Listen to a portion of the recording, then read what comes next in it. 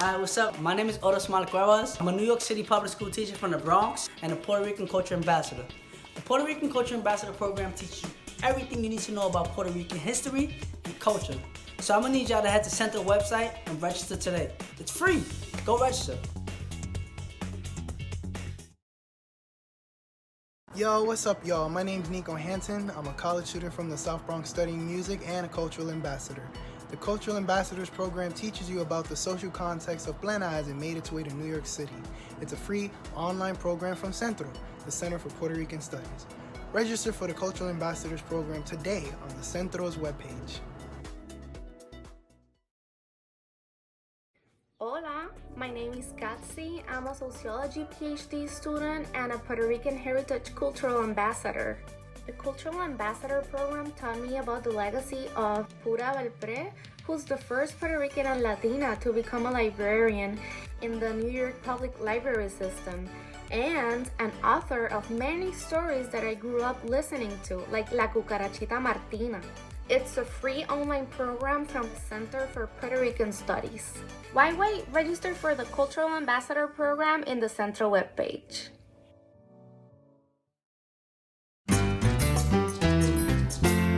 We don't get an opportunity to learn this in public school. Every time I come, I learn something new about our history.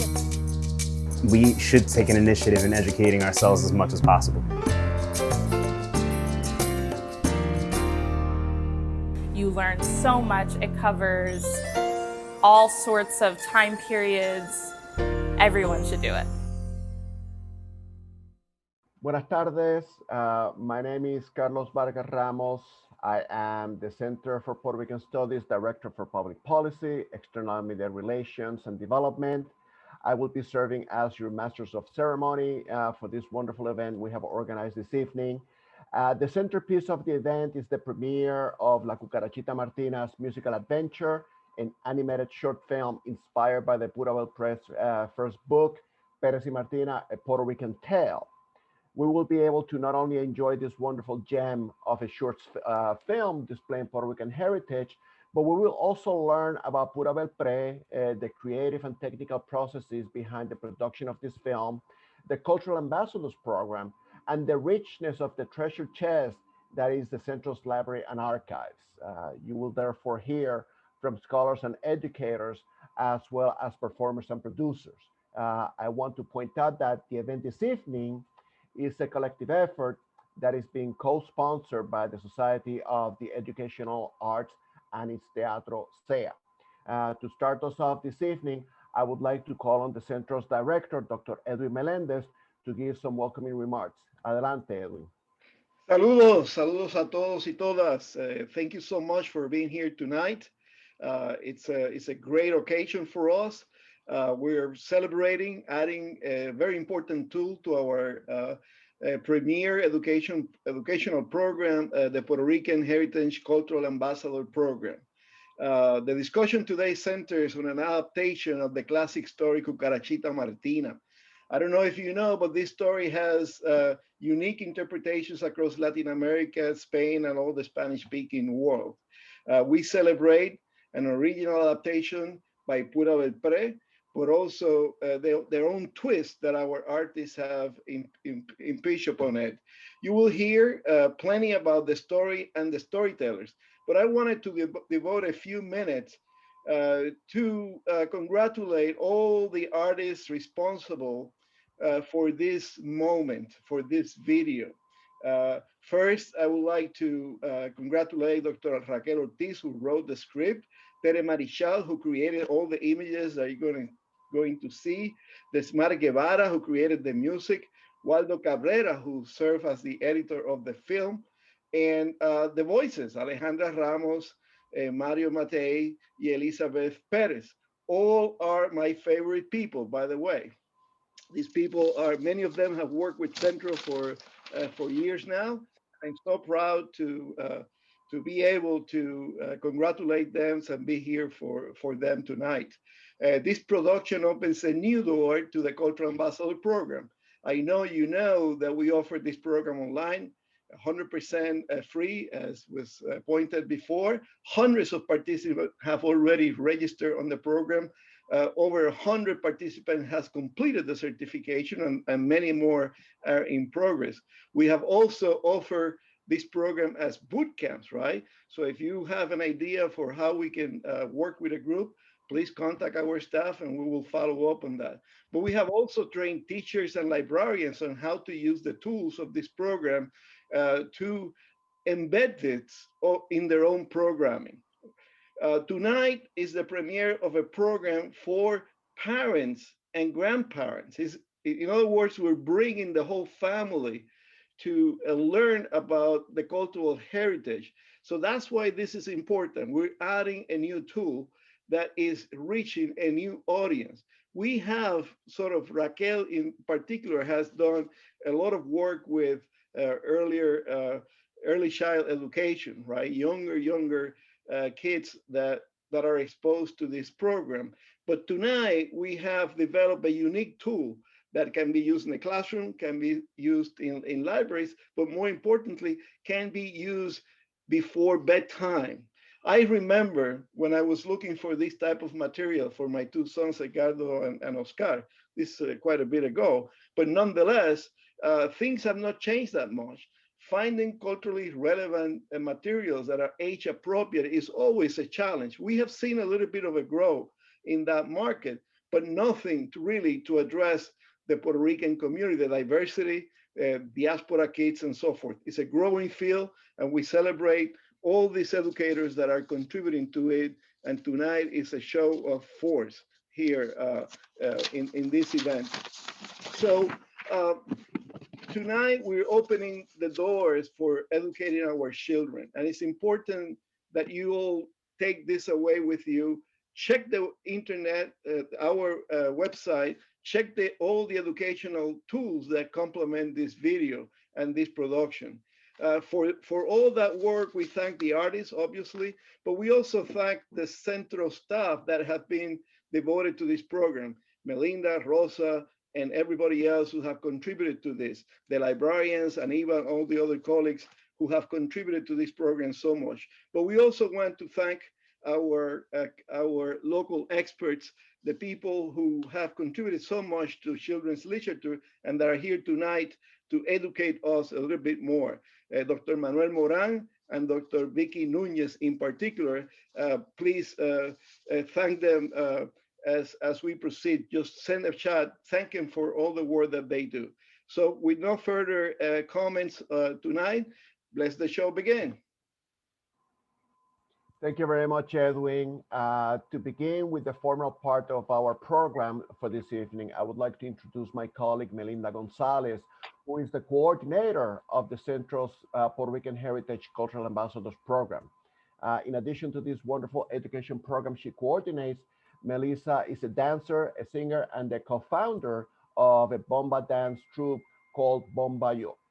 She will speak to us about the Cultural Ambassadors Program and what it can offer you all. Adelante, Melinda.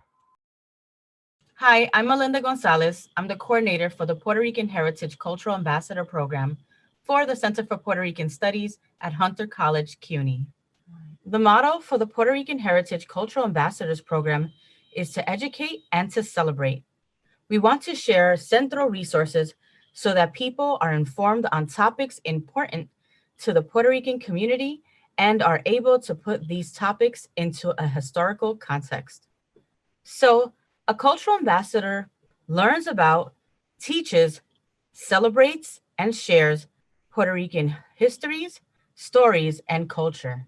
Currently, there are 4 free online modules that make up the materials for the Cultural Ambassadors Program. Course 1, History of Puerto Ricans in the U.S. Part 1, Pioneers, Pioneros, is made up of 4 documentaries. 1 on New York City's first Puerto Rican librarian, Pura Belpré. Another on the founder of Centro, Frank Bonilla. Activist and poet, Clemente Soto Vélez. And one of the founders of the Nuyorican poetry movement, Jesus Tato Laviera. Part 2 consists of 7 essays by Dr. Virginia Sanchez Corol. It gives a comprehensive overview of the Puerto Rican experience in the United States. We've paired these readings with a number of other Centro materials, including maps, a timeline, and the Puerto Rican Heritage Poster Series, 5 posters that present major events, themes, and concepts chronologically and visually. Course 2, Culture and Traditions, is made up of 10 short bilingual films. They feature contributions that Puerto Ricans have made throughout the United States. Course 3, Socio-Economic Conditions, uses Centro data reports to share information on current realities on the island and stateside communities regarding citizenship, the economic crisis on the island, and the impact of Hurricane Maria. Course 4, History of Puerto Rico, is made up of 15 short videos that begin with the Taínos and spans all the way to current events. The videos are created and narrated by Dr. Teresita Levy of Lehman College. All materials have teaching guides and quizzes. The Puerto Rican Heritage Cultural Ambassadors Program was founded in 2016 in collaboration with the National Puerto Rican Day Parade, Aspira, El Puente, and Comité Noviembre. In 2017, Centro began a partnership with the National Puerto Rican Day Parade to offer a day-long Cultural Ambassadors Boot Camp for their college scholarship recipients. Students participated in workshops and hands-on activities that led to many becoming certified cultural ambassadors. Libraries, such as the Cleveland Public Library and Brooklyn Public Library, have sponsored cultural ambassadors workshops and events. Cultural ambassadors materials has also been used during Women's History Month, Black History Month, and during month-long activities for Comité Noviembre. Cultural Ambassador Junior resources are educational and instructional materials for teachers, librarians, parents, and caregivers of children from pre-K to 5th grade to teach and celebrate Puerto Rican history and culture using bilingual picture books written by Puerto Rican authors. Materials for Cucarachita Martina's musical adventure are included in this section. We invite you all to become cultural ambassadors. Help us in this important work of sharing and celebrating Puerto Rican histories, stories, and culture. To register, go to centropr.hunter.cuny.edu. And now, please enjoy a short trailer for the Centro-produced documentary Pura Belpré, Storyteller, part of our Cultural Ambassadors resources. The first story that I heard from my grandmother's lips, Pérez and Martina, has been my golden key in opening doors for me everywhere. It is just a fundamentally unique experience to read about characters that you can identify with. Yo soy un gato, pero yo también soy tigre. Every child deserves to be able to see his family, his community, himself, herself validated. At the same time, they all need windows. They need to know about other worlds. If you just read what she published, you would only have a fraction of a very skewed view of what she was writing. But thank goodness we have her archives here.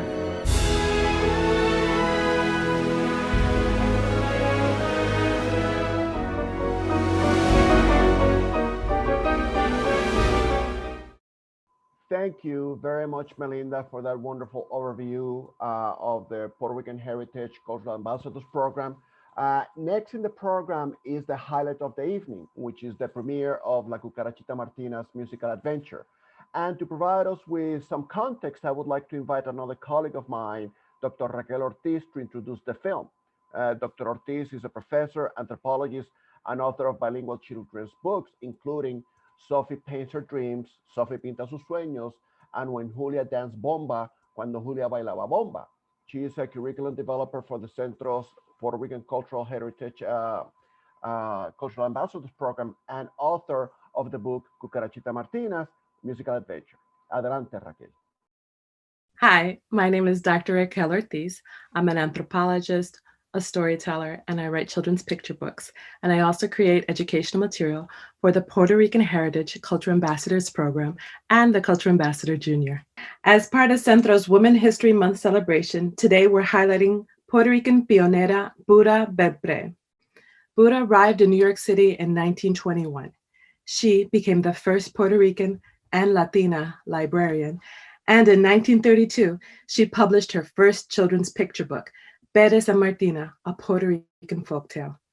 Pura also was an ambassador of Puerto Rican folklore, a magnificent educator, a phenomenal storyteller, and a celebrated puppeteer. Thanks to Pura's books and puppet performances, generations of Boricuas in the diaspora learned about, celebrated, and took pride in their folklore. Because of this, Reforma has named a medal in her honor. The Pura Belpré Award recognizes and cultivates children and young adult literature created by Latinos and for Latinos, and this year celebrates its 25th anniversary. Now, according to Pura, the story of Pérez and Martina was her golden key, opening doors for her everywhere. Pura used this tale for puppet shows, pantomimes, and plays. It was shown on TV and told on the radio. One year, Pura, Martina, and Señores Gato, Pato, Sapo, Gallo, Grillo, and Ratoncito Pérez even rode on a float down Fifth Avenue, part of the National Puerto Rican Day Parade. As a Puerto Rican born and raised in Lorain, Ohio, and the author of a number of children's picture books, I am a big fan of Pura's work. I'm happy to share that I was given the opportunity to write the script and lyrics for Centro's animated film. And I've had the great fortune to work with a wonderful team of talented people to bring Pura's book to life. I also create Cultural Ambassador Junior educational materials for educators and caregivers of children in pre-K through 5th grade. These materials teach and celebrate Puerto Rican history and culture and include book readings, teacher guides and caregiver guides, timelines, maps, and short videos. For this film, we're making the script available, and I've created 2 guides and a handout. The teaching guide shares ways to explore Puerto Rican folklore, culture, tradition, and the musical genre of plena. Suggested activities can be used in language arts, social studies, art, and music classes. And the guides give ways to use Centro materials such as the Puerto Rican Heritage poster series and the exhibit Pura Belpré, Ambassador of Puerto Rican Folklore. The Reader's Theater Guide gives strategies on how to perform Cucarachita Martina's musical adventure, and the handout helps children bring Martina and Señores Gato, Pato, Sapo, Gallo, Grillo, and Ratoncito Pérez to life through their own puppet production. Become cultural ambassadors. Join us helping our children learn, share, and celebrate Puerto Rican culture to keep the legacy of our querida Pura alive.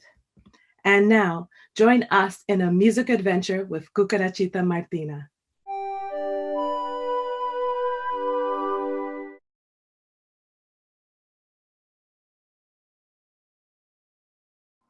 Wasn't that wonderful, ladies and gentlemen? I hope that you enjoyed it, but that is not all. There is more.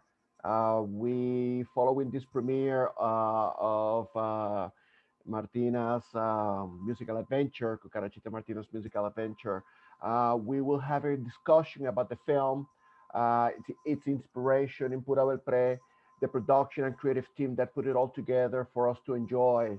All of this to be moderated, this discussion to be moderated by our co-sponsor, Dr. Manuel Moran.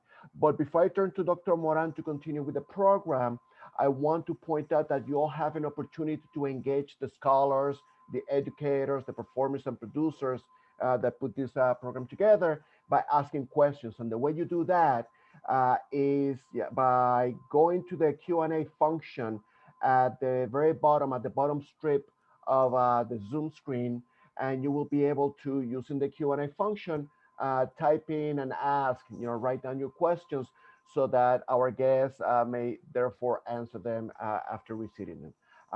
What I would like to do now is, in order to move on with the program, is to introduce Dr. Manuel Moran. Dr. Moran is founder, chief executive officer, and artistic director of the Society of Educational Art, which has offices in Puerto Rico, Florida, and New York. SEA, which last year celebrated its 35th anniversary, offers entertainment activities with cultural value and educational quality for children and adults alike through bilingual education programs, including workshops, seminars, and theater and other cultural expressions. So I would therefore like to welcome, darle la bienvenida a Manuel. Manuel Morán, por favor, adelante. Gracias, gracias. Thank you so much. Buenas noches. Good evening. I am so excited to be here and to be part of this amazing event and an amazing premiere. I want to congratulate Centro and all the people in the creative and the production team for a wonderful film. I really enjoy it very much. And I wanted to tell you a little bit about what the work that we do in Teatro SEA. The company's name is Society of the Educational Arts, but everybody knows us as Teatro SEA. And we are located, we have a theater here in New York City. Unfortunately, for the, it's going to be in 5 days, it's going to be 1 year since the theater has been closed. However, we have moved all our programming to online for social media. We have a brand new YouTube channel that is called SEA Kids Network, SEA Kids Network. So I will encourage all of you to go there and subscribe and also enjoy all the programming that we have been offering during this period that the theater has been closed. One major program that we run and that we continue doing even online is called the Pura Belpré project. We love Pura. Since I got here to the city of New York and I started performing in the schools, one teacher once told me, "You're the new Pura Belpré," she said to me, and I didn't know who Pura Belpré was. This was like 30 years ago. And I decided to start learning, and everything that I found out about Pura was amazing. So I decided to start reviving many of her things, her stories, to bring them to the stage. And Teatro SEA is producing, has produced many different shows that continue in our repertory. One of them is La Cucarachita Martina, Juan Bobo's Tales. We have also one of the legends that she, in indigenous legends from the Taínos, La Leyenda del Zumbador. We are publishing a couple of books. On that picture, you can actually see some photos of the Pura Belpré project. We are reinstating or bringing back to the libraries when we were able to go to the libraries. Hopefully soon we'll be back at the libraries to do the story hour that she used to do for many years. So we have many different programs and books that are coming out very soon in our theater. So if you would like more information about all this, and we hope that very soon, thank you, Camacho, gracias, Camacho. Very soon we're gonna be opening the theater again. So you can find information at our website, teatrosea.org, teatrosea.org. And I'm very excited to moderate this conversation. We have a wonderful group of speakers, creators, and also artists and scholars on Pura Belpré. And I failed to introduce these two puppets that are part of our show, the Pura Belpré project. We have Martina with us and Pérez. I decided to bring them so you can actually enjoy them as well, and so they could be with me in this wonderful conversation. To proceed with our program, I would like to introduce our first speaker. Her name is Dr. Victoria Nunes, and she is a New York-born Puerto Rican scholar. She's an assistant professor at the School of Education at Mercy College, and she researches the cultural production of Puerto Rican and Dominican migrants and literacy within bilingual communities. She's an educator, a parent activist, and a fan of bilingual children's theater. She has published on Pura Belpré as a result of her research at the archives of Centro. So, bienvenida, Vicky. Welcome, Vicky. Hi. Thank you so much, Manuel, for that introduction. So I am very excited to talk to you. We just saw this amazing film, and I would like your reactions. Can you tell us what do you think about the film? Absolutely. I have to say, this is the first time I've heard the story Cucarachita Martina's musical adventure. I collect versions of the stories of Pérez and Martina, I don't own this book, but I'm definitely going to add it to my collection. I recommend it to everyone. And I'm going to tell you why. And that's because when children have a favorite character, they don't want to hear just one story about that character. In fact, you probably know Ratoncito Pérez appears in multiple stories, and certainly multiple stories written by Pura Belpré. But I'm not aware that Cucarachita Martina appears in other stories. So I'm thrilled to see another story that features Cucarachita Martina. That's great. So I wanted to just talk a little bit briefly about the different kinds of changes between the original Pérez and Martina story in English and this latest story. First, I think this author, Raquel Ortiz, does an amazing job of using some of Pura's original language, some of her original imagery, but she also makes some very clear changes. Martina, first of all, is no longer introduced as a Spanish cockroach. The setting of Belpré's Martina is never stated to be Spain, but there are several allusions to royalty, and we all know that Spain has kings and queens and had them in the past in Pura's time. And Belpré also even suggests that Pérez might be related to royalty, and again, Raquel includes a little allusion to that. But a second major evolution in bringing Pérez and Martina into the present is that Martina is no longer seeking a husband in this story. Now she's looking for a creative partner or a musical partner. I think that element modernizes the story in a wonderful way. So the author, Raquel, changes some elements, but some stay the same. Cucarachita still wears the mantilla, which is a Spanish-style comb in her hair, early on in the book. But importantly, Ortiz inserts many examples of Puerto Rican culture into this musical adventure, including imagery related to the bomba y plena, and I think that's wonderful. So I think we gain when we modernize Martina. Women are not just powdering their faces in hopes of catching a man in this story. So that's a wonderful movement, I think, in this next tale of these two characters. I wanted to talk a little bit about Pura Belpré's relationship to the story. I sometimes think that we think Pura Belpré wrote the story, and sure enough, to our knowledge, she's the first who wrote it in English and published it in English in the United States. She told it orally to students, to children in story times and bilingual story times. And it's very likely that she introduced bilingual story time in the New York Public Library, which became very popular.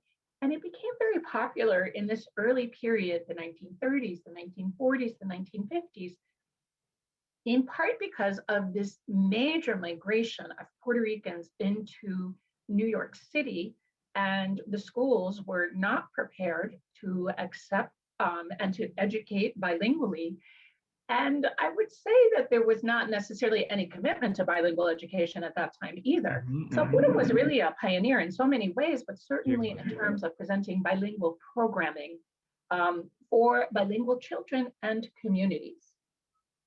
I wanted to, Vicky, I wanted, it's wonderful, and I would love for us to hear a little more about the background and the historical era of where, of Pura, but I actually wanted to, I'm pretty sure that many people are wondering, the difference between Raquel's version and because we're missing the last part for many people say what happened, we know that the story ends in a tragic, the traditional story in a tragic way. Even in Teatro Sea, we change the version, Ratoncito Pérez no muere. And so can we talk, I mean, you talk about the difference between the story, but how about let's talk about that ending.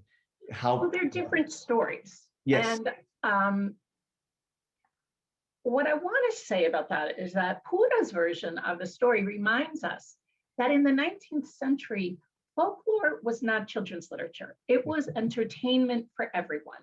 So of course you are referring to the fact that in the original, Pérez falls into a pot arroz dulce and is cooked to death. Then Martina sings a song of lamentation, un lamento. So children's stories published today are not going to have a main protagonist leaning over a large boiling pot of food and falling in. Our sensibilities have changed. Of course. Yet there is great value still, Manuel, I would say, in animating the original story. Maybe not to show to our 6 and 7-year-olds, but I think that children, youth, and community members are often surprised, sometimes horrified, but sometimes laugh at that original ending. So I think they're just two different stories, but I'd love to see the original animated. I actually, we have two versions. One is that we do in the main stage. You saw a little bit of that in the clip that they show from the documentary. And that story, we ended up in the wedding and all that, and with a happy ending. But when we do the story hour at the libraries, we do the show with the small puppets like this, and it's more storytelling with puppetry like she used to do. Pérez falls into the pot, and it's actually a very a moment that everybody gets surprised, but at the same time they laugh. So I think we bringing the traditional story is also very good. I love also what Raquel did with this story, bringing the bomba plena, fiestas patronales. But continue talking about Pura and the historical time and what shaped Pura as a storyteller and also as an author. Well, I want to say that I think in my research, in my sense of her story, that one of the most important parts of her identity is as an Afro-Puerto Rican woman. Yes. She had a grandmother who loved storytelling, and she credits her grandmother 100% for the story. She says very clearly, I wrote this down exactly the way my grandmother told it to me. And she enjoyed the tradition of oral stories. She carried not only the tradition of the stories, but the tradition of the chants in the stories, the little songs that everybody could participate in. So this is part of the culture that she, as a Puerto Rican migrant, carried to us here in New York City. Pura shares a fair amount about her personal life in her papers and her personal letters, her essays, but she does not actually reflect on her own sense of self as a Black Puerto Rican woman. It is left for us as scholars and students of history to consider how her Black identity influenced her trajectory in life. Now, we know that a pivotal moment for her was in her early life, in her early career. She came to New York City, and within a year, she was hired in 1921 at the Harlem branch of the New York Public Library. Which is a Black neighborhood as well. Yeah, This is a Black neighborhood, and there's many participants with us this evening who may think, oh yes, I know Harlem in New York City, Harlem is Harlem. Yeah. And many of our Puerto Rican participants also know that East Harlem is very much sort of a soul and spirit center of the Puerto Rican community in New York City. Now, the Harlem branch is actually located in Central Harlem, and New York City, as a very large city, Central Harlem is a very distinct neighborhood. And in the 1920s, it was becoming home to an African descent diaspora.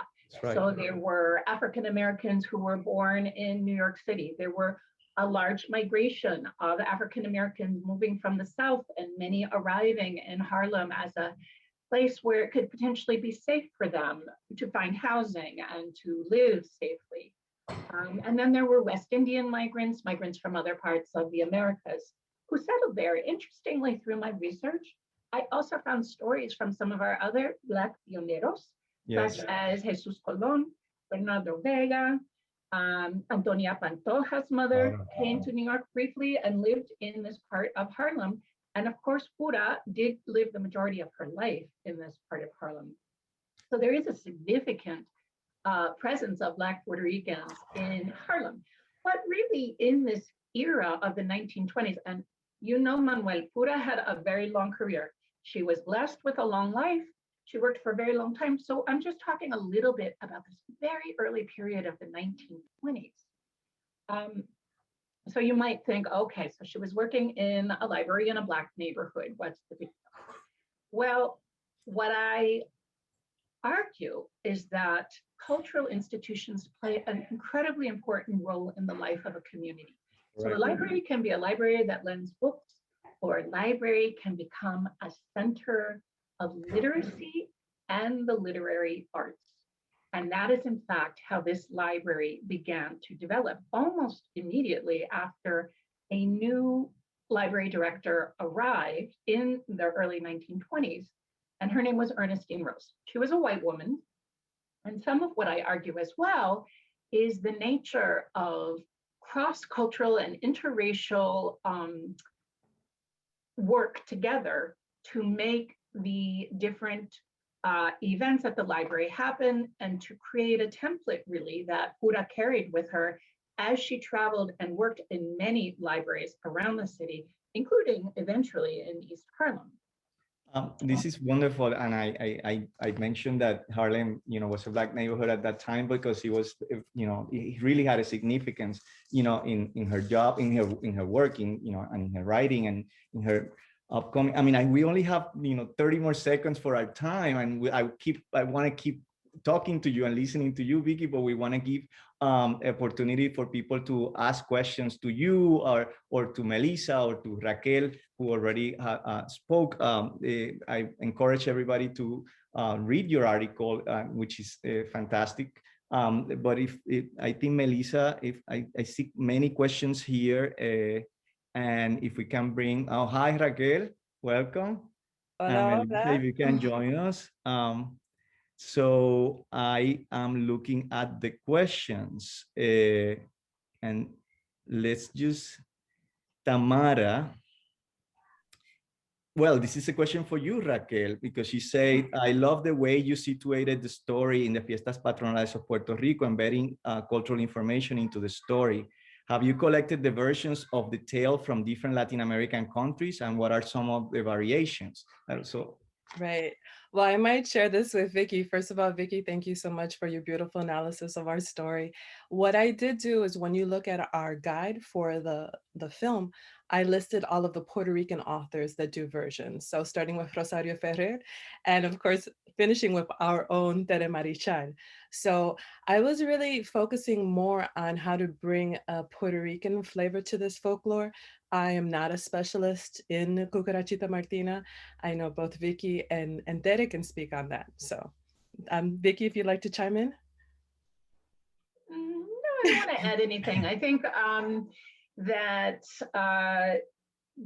the person who posed the question is correct, that there are versions of Cucarachita Martina and Pérez throughout Latin America and probably in Spain as well. Yes. And Pura Belpré also was a collector of these different versions. So there's a wonderful collection of these books at the Centro's archives that individuals can look at.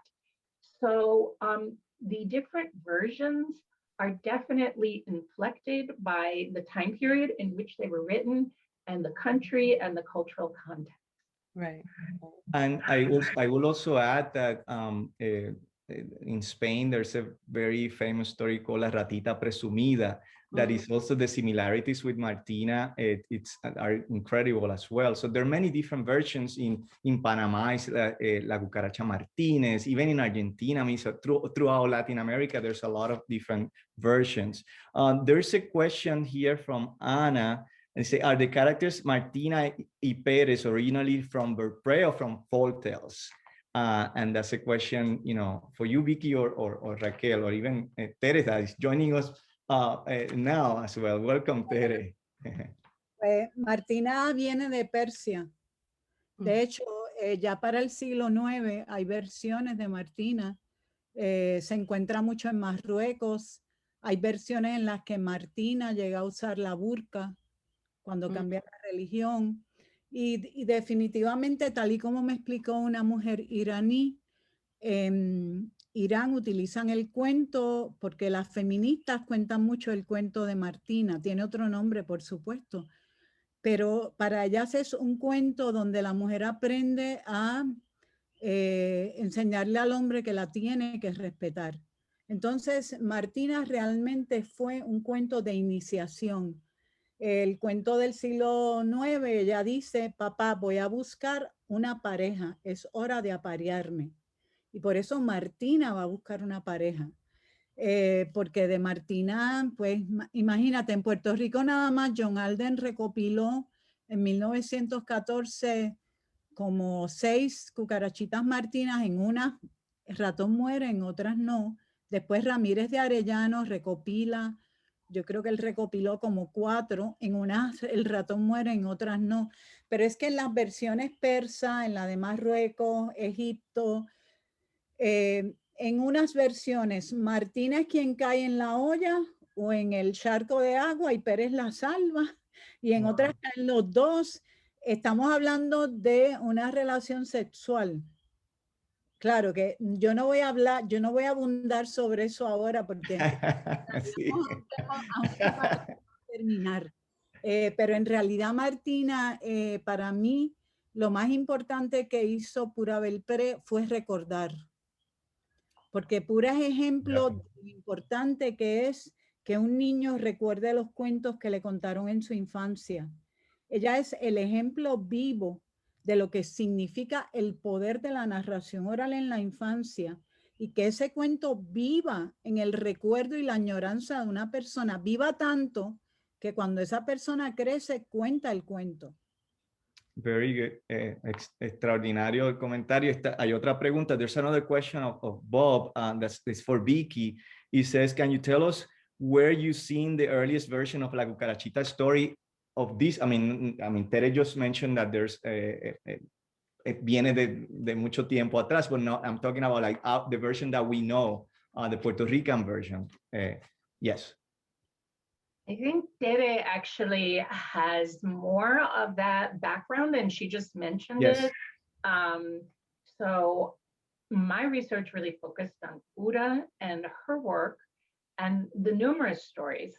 So I'm thrilled with the level of knowledge about this particular story. But I also want to encourage all of us, and I see, Manuel, that you at SEA, you're doing it. Pura wrote some Juan Bobo stories. These stories are children's literature. It's not in the marketplace. It's hard for teachers to teach it if it's in print 1 year and out of print another year. So we need to continue with this work so that all of our bilingual children, especially in the areas where there are large numbers of Puerto Rican children, including Puerto Rico, the New York City metropolitan area, and Florida, they need access to these stories and to this very rich literature. I don't know if Tere wanted to maybe just say a little bit about the Puerto Rican versions of Cucarachita Martina that she was referring to that appear in Puerto Rico. And Tere, you said it in Spanish, but maybe you want to say it in English as well? I would like to say it in English. Well, I'll try.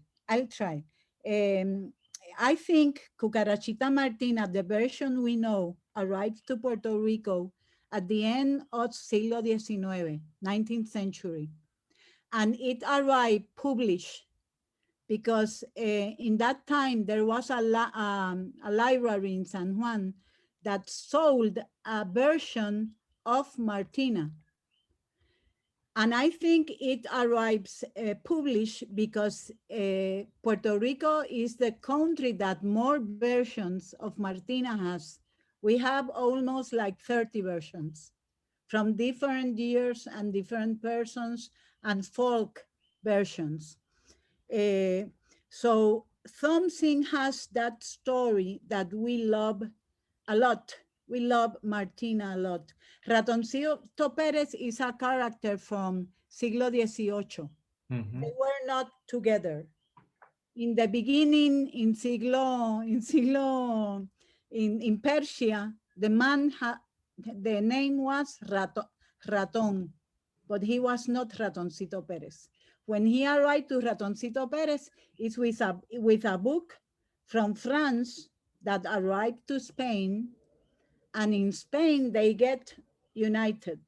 Martina and Pérez. So they arrived to Puerto Rico, and I think Puerto Ricans love that story so much that dependiendo de la parte de la isla donde se contaba, Pérez moría o no moría. Depending on which part of the island, yeah. O sea, no podemos pensar que la versión en realidad es trágica. La versión es una celebración del amor, que es en realidad lo maravilloso que tiene. Nunca Martina realmente le dice, ay, no, que me da miedo. Porque ya expliqué que en Irán ese es un cuento que le enseña a las mujeres a defenderse, a realmente encontrar la pareja que la va a respetar. Y eso es lo que hace Martina, y eso es lo que Pura Belpré rescata. Rescata la ternura del hombre, rescata la belleza del hombre, la gentileza.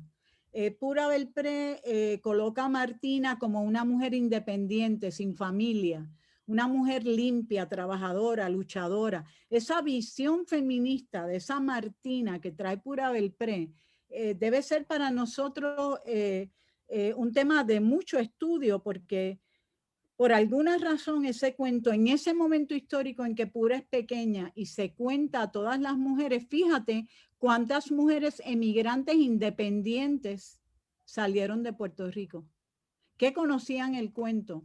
Porque Martina no es una mujer que depende de un compañero. Martina lo que quiere es aparearse. Ella lo explica claro en la primera versión de su vida, pero para nosotros los puertorriqueños es un cuento importantísimo porque presenta una transición histórica de nuestra cultura, porque presenta como un cuento folclórico que ha llegado seguramente, esta versión llega de España, pero se incorporó a nuestra cultura, entonces como el folclore lo transforma y se convierte en un cuento puertorriqueño.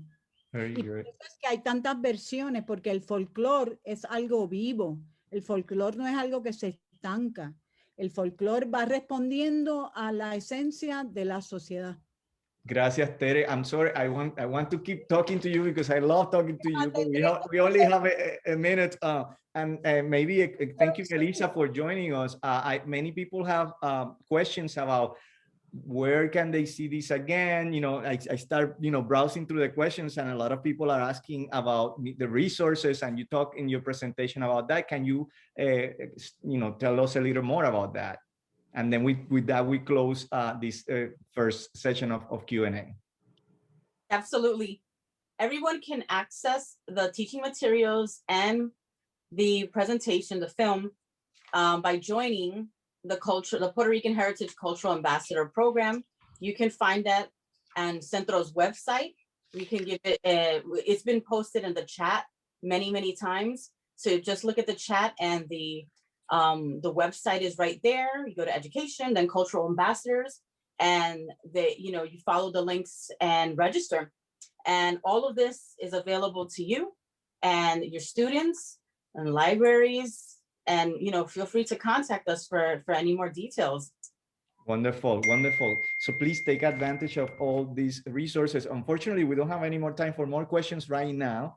We have to move forward with the program, but I want to say thank you very much to Dr. Vicky Nunes, to Dr. Raquel Ortiz, Tere, que se me adelantó, but I'm so happy that she's here with us, and to Melinda. We'll hear from Melinda a little later, and let's just move on. So thank you so much for your presentations and your answering the questions. Now in the program, I want to introduce Aníbal Arroyo. He's the library manager of Centro Library and Archives, and he will give us an overview of the educational resources that Melissa just talked about available at the library relating to Pura Belpré. Hola, Aníbal. Bienvenido. Hola. Hey, Manuel. So it's a pleasure to speak to everyone this evening as your friendly neighborhood Puerto Rican librarian. So I'm going to be sharing a brief presentation with one of the resources that was created using the Pura Belpré papers here that are housed at Centro.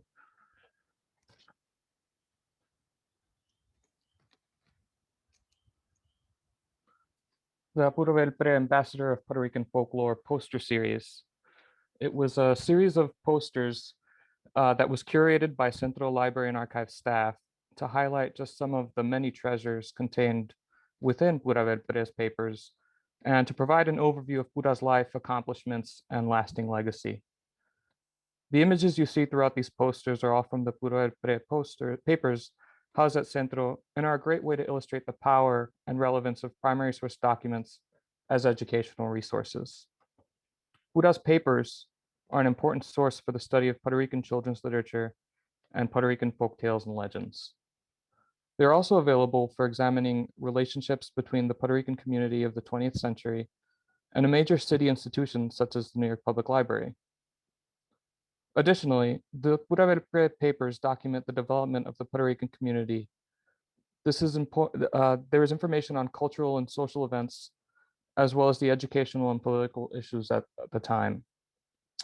The types of materials include Pura's personal documents, her correspondence, manuscripts and early works, flyers, newspaper clippings, her photographs, illustrations, and even puppets and marionettes that she made herself. Puppets made of paper mache, cloth, and wire. The papers span the years 1896 to 1985, with the bulk of them covering the 1950s through the 1970s. And among the subjects of interest present in her collection are the arts and culture of 20th century New York City, Puerto Rican children's literature, Puerto Rican folklore, libraries, librarianship, and the career trajectory of NYPL's first Puerto Rican librarian, bilingualism and attitudes towards the Spanish language, and of course, Puerto Rican life in New York City. I'm really here to let you all know today how archives have a special way of resonating with people and allow us to gain insight into the lives of individuals and understand the social, political, and cultural movements in our society. Seeing the inner thoughts and struggles and triumphs of these individuals is really powerful, and archives can teach and move us in wonderful ways. Centro is continually working to make more materials available digitally. Through our digital collections page, patrons can access over 800 digital objects from the Pura Belpré papers. The Pura Belpré papers are but one of over 300 archival collections available at the Centro Library. And our library holds over 18,000 titles related to the Puerto Rican studies.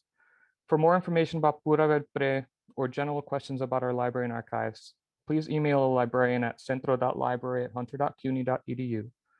Visit our digital collections page. And if you would like access to these posters, please join our Cultural Ambassadors program, and you'll have access to them for free.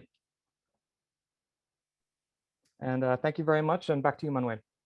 Thank you, Aníbal. Again, I encourage everybody to take advantage of all these resources. They are wonderful. And now it's time to talk to the production and creative team, part of the production and creative team of the film that we just saw, the wonderful film we just saw. I will invite back Tere Marichal, which I love to talk to Tere. So Tere, bienvenida nuevamente.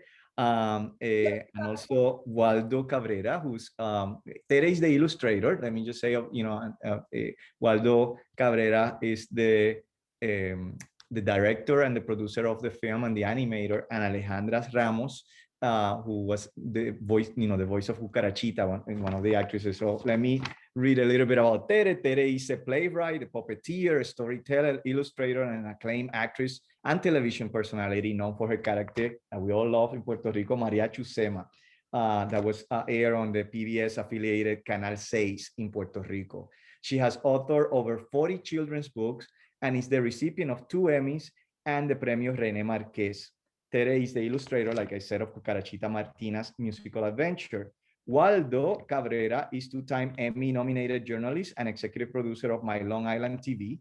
He's a multimedia producer at Centro, and Waldo produced, directed, and animated Cucarachita Martina's musical adventure.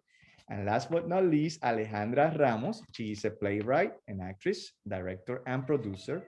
She's the co-founder and artistic director of Teatro La Azotea, and she is the Digital Humanities and e-journal project manager at Centro.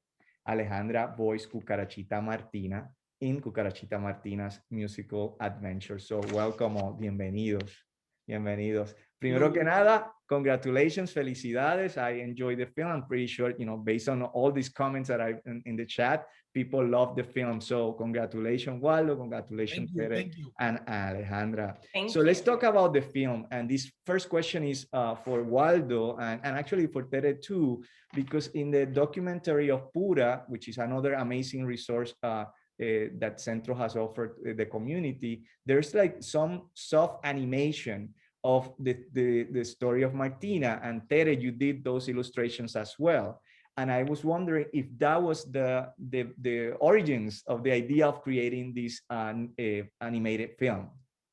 Well, yeah, we definitely knew that we wanted to animate the full version, but for the documentary, it was something that was done sort of as a B-roll filler. So it was done in a more simplistic way because we had a greater mission at the media team, and our mission was to tell the story of Pura Belpré, not necessarily to do the animation of Cucarachita Martina.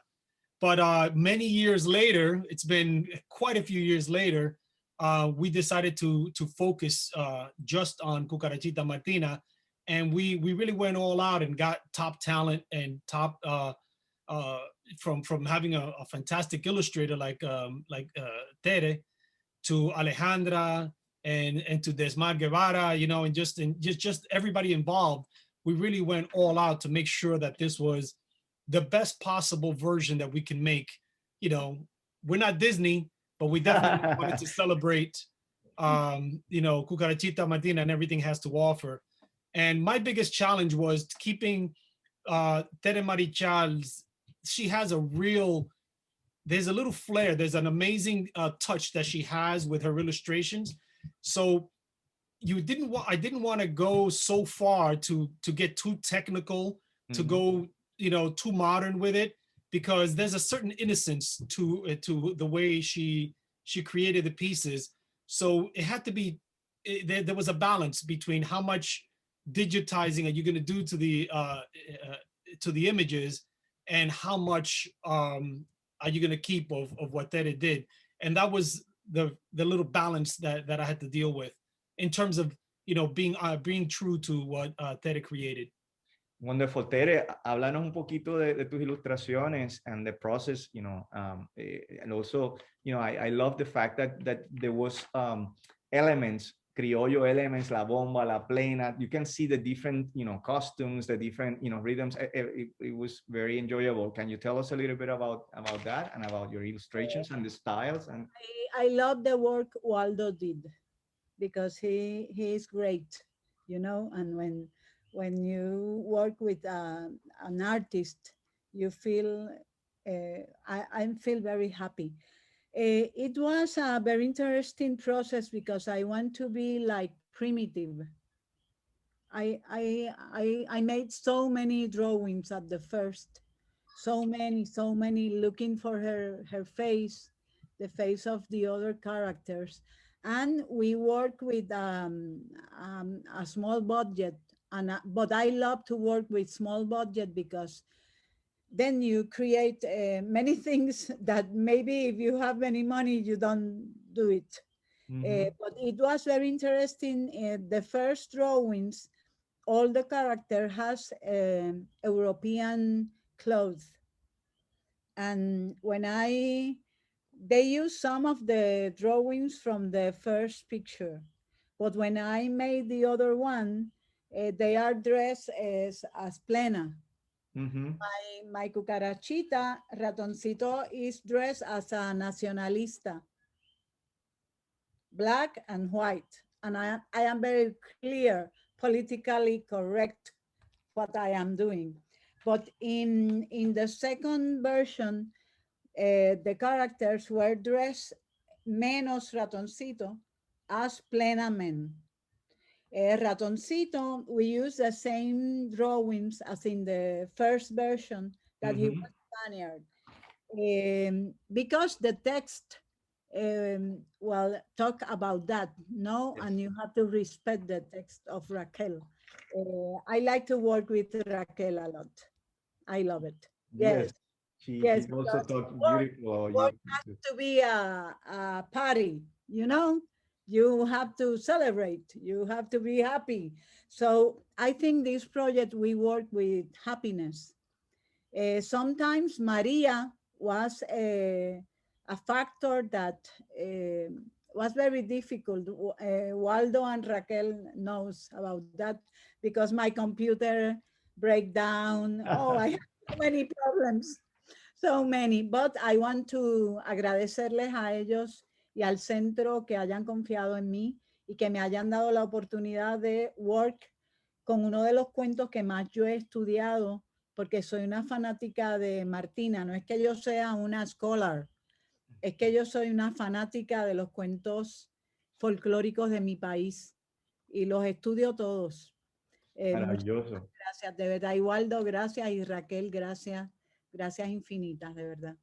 Maravilloso tu trabajo, Tere. Thank you and congratulations to you. Let's talk to Alejandra. Alejandra, ¿cómo fue hacer la voz de Martina? Tell us a little bit about that experience. Hello, hello.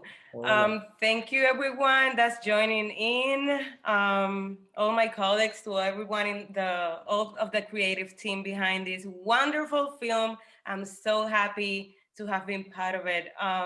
Well, I come from a theater background, right? Mm-hmm. So, I mean, as a theater maker myself, when I was first handed the script for La Cucarachita, I was very happy. And again, I appreciate it so much.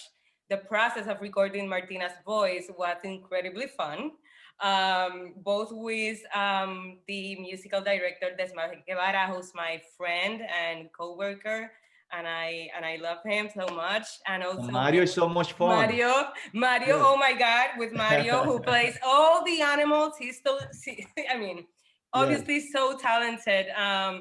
So yeah, it was great. It was great, a great learning experience too. And I wanted to mention that because I do believe that, you know, imagination is key for a voiceover actor, or, you know, for just acting in general. But the story itself of La Cucarachita, it's so rich. It's so rich that it really makes it easier to, you know, navigate and give voice to this amazing character. And La Cucarachita is very important to me personally, just because, to give you an idea, many years ago, my mom put out a whole production of La Cucarachita to celebrate my first-year-old birthday. Wow. Yeah, the actors were my uncles. La Cucarachita was my sister. Of course, I saw the birthday party video later on. But when I saw it, I really noticed how happy and how engaged the kids and children and even adults were, you know? And so I truly believe this is a story that entire families can enjoy and learn from it. Yeah, and it, you know, and this short film is a great example of how storytelling, music, theater can come together and just serve as educational purposes. Very good. It's an amazing distant learning resource also for teachers and for everyone. Not only entertainment, but also it's an amazing educational tool. Tere, you talked a little bit before about the relevance of Martina, the story of Martina, not only to Puerto Rican, but for everyone in general. And also, I would like you to talk a little bit about your two versions of Martina. You have two books dedicated to Martina. So, cuéntanos un poquito de la relevancia de Martina y also de tus libros. Lo voy a enseñar bien rapidito. Este es Martina y el huracán, que lo hice mientras estuve trabajando en los refugios durante el huracán María, que iba a contar el cuento de Martina y los niños no lo conocían. Les iba a contar el cuento de María Sabida y los niños no lo conocían. Les iba a contar el cuento de Juan Pataleta y los niños no lo sabían. Entonces me dije, ¿sabes el peor huracán que nosotros hemos tenido? El huracán del olvido. Porque ese huracán una vez arrasa con todo, ese no perdona. Wow. Y entonces hice el de Cucarachita Martina y el huracán y añadí en este libro, pues por ejemplo, toda una lista de al menos 60 personajes folclóricos que los niños no conocen para que los vayan conociendo mientras leen el cuento, porque ellos están integrados en este cuento. Qué bien. No los puede integrar todos, pero la importancia histórica que tiene Martina para nosotros ahora en el siglo XXI, porque la gente piensa que el folclore es algo que está como, que es como de viejo, como que está atrasado. El folclore es, yo creo que la literatura más vanguardista y contemporánea que uno se puede encontrar. ¿Por qué? Porque el folclore va respondiendo al ir y venir de la sociedad. Por lo tanto, cuando tú recuerdas un cuento en tu infancia, que fue lo que le sucedió a Pura, porque el otro cuento que yo estudio de Pura es Catilangualante Mue, porque ella recordó ese cuento cuando vivía en Guayama. ¿Por qué los recordó? Porque los cuentos, cuando se te cuentan en tu infancia, se vuelven parte del fluir de tu sangre. Por eso es que el niño a quien se le cuentan cuentos aprende a leer más rápido que el niño a quien se le presenta el libro literario. Cuando la oralidad se le entrega al niño como parte de su desarrollo, como parte de su cultura, en este caso nosotros como puertorriqueños, yo te entrego los cuentos folclóricos que forman parte de nuestras raíces. Ese niño aprovecha ese fluir de conciencia, ¿verdad? Porque los cuentos se hicieron hace 200.000 años, contamos cuentos, ¿no? Y no se hicieron por casualidad. Se hicieron porque el hemisferio derecho y el izquierdo crearon redes internas. Esas redes internas, que son nuestro fluir del lenguaje, es lo que hoy llamamos las redes, ¿no? Por eso a esta nueva generación se le hace muy fácil el concepto de redes. No es porque son tecnológicos, es porque ya tienen en su interior esas redes que crearon los miles de contadores de cuentos que iban de un lugar a otro intercambiando los cuentos. ¿Cómo llega Cucarachita desde Persia hasta Puerto Rico? Mira, llegó por alguna razón, porque hubo otros cuentos que no llegaron. Martina nos llegó para que nos acordáramos sobre todo de esa travesía increíble que hizo una mujer migrante hasta llegar a nuestro país, porque nuestro país es una historia de migrantes. O sea, la migración forma parte de nuestras células, de lo que somos todos nosotros. Entonces, esa mujer migrante llega a Puerto Rico, se establece independiente, como ya dije, y demuestra a todos cuán poderosa puede ser la línea materna. O sea, porque Martina se enfrenta al patriarcado a través de los personajes, pero es una mujer que celebra la vida y aunque se le muere, en estas versiones no, pero en las versiones donde muere Pérez, ella entiende la razón de ser de la vida y aún en la muerte canta, porque en la vida y en la muerte hay una celebración humana. Martina es un cuento que nos humanizó y Pura Belpré para mí es la embajadora de los cuentos, la persona que se dio cuenta que tenía que entregar todo ese conocimiento que tenía, que había heredado en su memoria. Ya es ejemplo de lo que significa la recuperación de la memoria y el proteger la memoria. Entonces, tenemos que ver el cuento con una trascendencia filosófica, política, social, económica. No es simplemente un cuento que se cuenta a los niños. Cucarachita Martina es en realidad un cuento que forma la base para la creación de una sociedad luchadora, trabajadora, que ama el amor, que lo busca, que se celebra, que dialogan, que se cuentan, que se cantan, que utilizan la palabra para establecer una comunicación continuamente. O sea, yo creo que el valor de Martina todavía tenemos que trabajar mucho sobre eso y sobre su importancia desde un punto de vista antropológico, ¿verdad? Porque si ese cuento ha estado miles de años en el planeta Tierra es por una razón, no es por una casualidad. Y llegó a nuestra isla por una causalidad. Así que tenemos que celebrarlo. Ay, ahora yo no te oigo a ti. He's muted. Mute, I'm sorry, Tere, pero que yo digo, quisiera seguir escuchándote porque es maravilloso lo que nos estás diciendo, pero tenemos bien poco tiempo. Yo siento el cuento con pasión. Ya lo sé, y se nota, y por eso es que lo vivimos, y además la información que estás dando es maravillosa. Just one very short last question before we take some questions from the people that are for our audiences, is for Waldo. Waldo, can you tell us a little bit about what's next, the work you do at Centro, un poquito de eso? Yeah, so the media team, our job and our mission at Centro is to just bring to life and to bring to the public everything that Centro does, the research and the publications.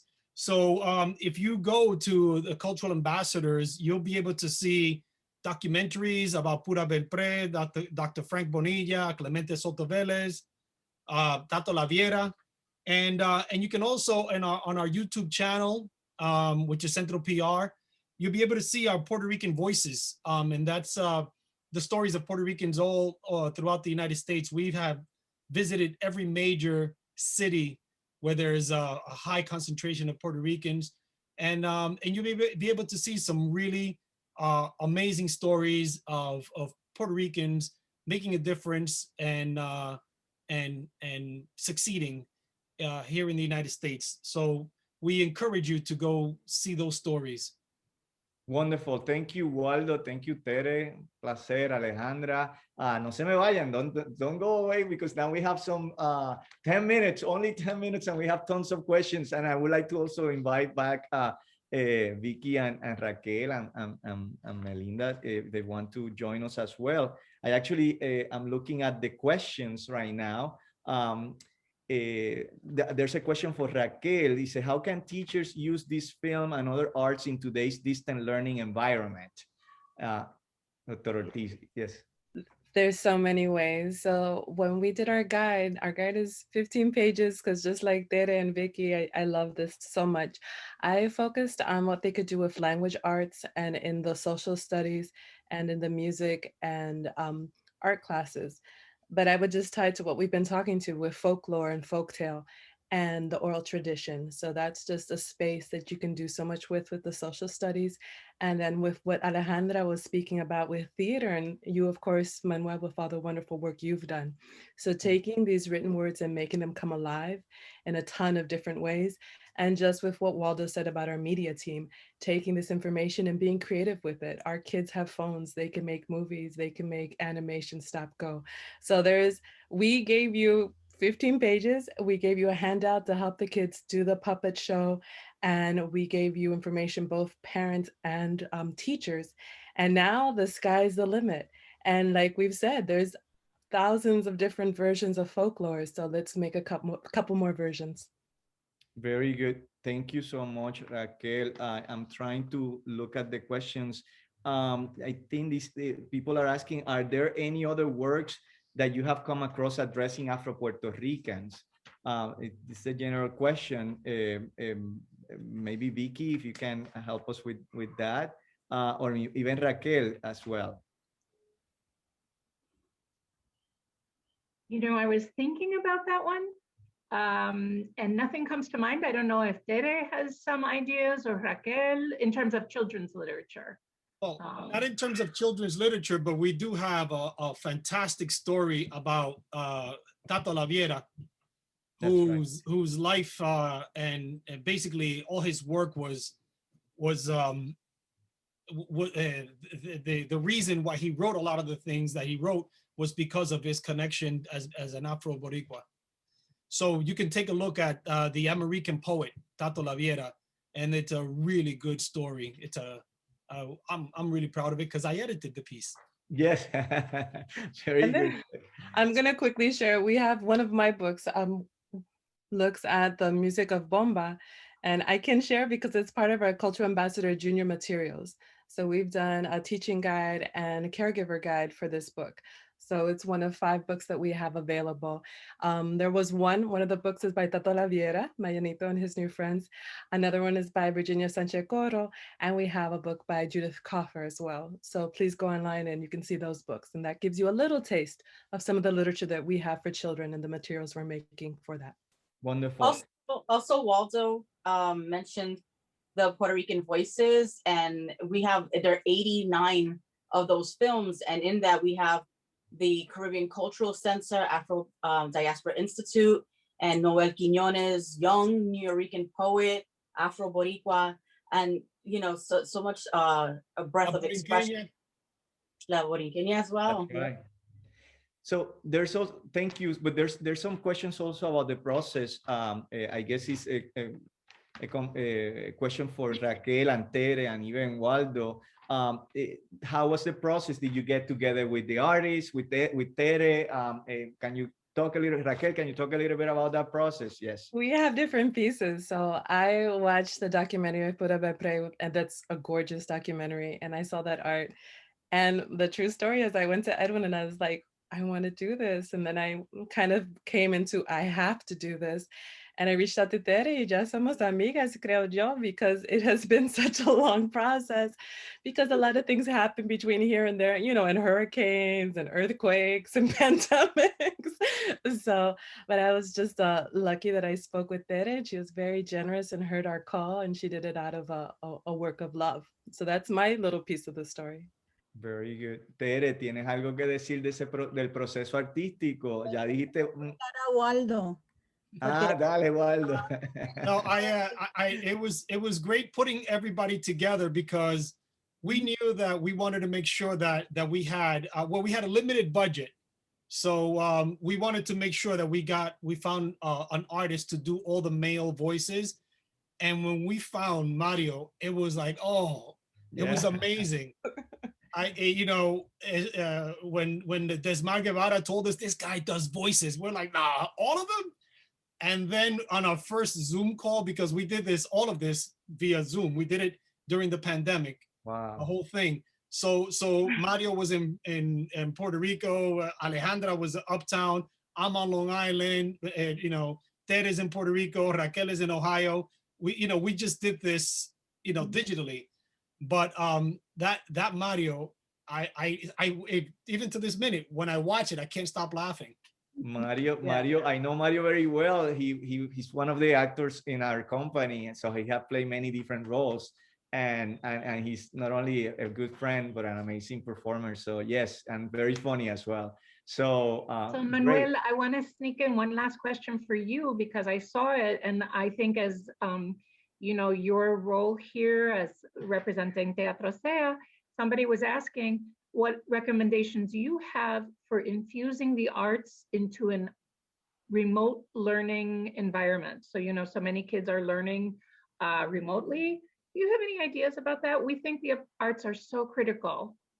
I think, there's a lot of resources nowadays because everything has gone, virtual. But obviously, I believe, I don't want to plug in the work we do, but yes, we could be also Teatro Sea's programming could be also a resource for distant learning, for, to support parents, to support teachers as well. The work that Centro and all the materials that Centro provide is also another way of doing this. I think also we have to be careful because kids are also, because it has been a full year of virtual programming, they're a little bit saturated right now. So we have to be, because they're using the screen for entertainment, for socialization, for education. It's too much. So what we are trying to do is to do programs that are not too long, very short, but to the point. Offer activities. Like right now we're working in schools, like the Centro is also doing, and actually some people are asking about resources. This will be also for Melinda, and also asking if school could be ambassadors or individuals. People have questions about the program, and this is an amazing resource. But what I'm saying is, let's use the screen time carefully. There's a lot of resources. I'm also raising a kid. I'm trying to be able to make sure that I read actual books. It's important, for us to have books. And actually, this is the upcoming book of Martina that we're actually going to be publishing. It's coming in 2 months. So, it is important for the kids. I mean, I believe that it's important for the kids to look at a book as well and to hear a parent or a teacher reading to them. So I don't know if that answered the question, but I just will ask, let's move the research. Yes. Can I add to that? We do have some resources that at the beginning of the pandemic, we at Centro, normally what we do is that we go to libraries and schools and we have book readings. Yes. So because obviously immediately we knew that wasn't going to happen, we did an entire series of book readings, the children's books that are in the Cultural Ambassadors program. So all of those books, you can also, they have an accompanying video that Raquel Ortiz read, and they've been very well received by libraries really across the United States right now. So that's a great resource. Right, and the fun thing with that was Waldo worked his magic. We were doing it with the camera like everyone is, and then he popped in the instruments and he had things dancing around. And that's where this kind of started, with the words on the screen, so it could be as interactive as possible. But of course, it's hard, and we're all trying to figure it out. And I think the special thing that we're trying to do right now is have things for parents as well, because you as a parent, me as a parent, everyone that has children in their lives, it's been tough. So it's tough. We're just trying to bring them joy and give the parents a little bit of a break, because I was with my son for, like 10 months for 24 hours a day. That's right. I continue being 24 hours a day. I mean, but even here in this screen, which is amazing, the work that Raquel through Centro and also her own personal work, Tere, the series that she has also online, what we do in Teatro Sea, we also have storytelling, a lot of things. We just finished a festival basically dedicated to Pura, which was until the end of February, and all that's still online, so people can actually go to like the web pages or the social media pages and find all these resources. So let's continue producing and hopefully soon we will be able to combine the virtual experience with a presential experience, which I think is very important. But I do encourage parents and teachers to encourage the actual reading of a book. It's very important as well. So I am over a minute. I followed my agenda, which was pretty, to the dot. I really want to thank all our speakers. It's really, we could keep talking because Pura and Martina, they're just amazing themes for us to discuss. This is not only the beginning, we'll continue doing our work individually, and also the work that Centro does is extremely important. So Melinda, first of all, Pérez, gracias, Waldo, Alejandra, Vicky, Raquel, thank you so much. And well, Melinda va a ser el cierre de todo esto. Un abrazo de parte mío. Please stay safe and stay well. Thank you. Gracias. Thank you, Manuel. And thank you everyone for joining us for the film premiere and presentation of Cucarachita Martina's musical adventure. Special thanks to our panelists and presenters, and teaching material for librarians, teachers, parents, caregivers can be accessed by registering for the Puerto Rican Heritage Cultural Ambassador Program. And you can go to the website centropr.hunter.cuny.edu. And like we mentioned, the link is provided in the chat section. Please visit our events page for upcoming programming online. And thank you again for watching. Hasta la próxima. You don't get an opportunity to learn this in public school. Every time I come, I learn something new about our history. We should take an initiative in educating ourselves as much as possible. You learn so much. It covers all sorts of time periods. Everyone should do it.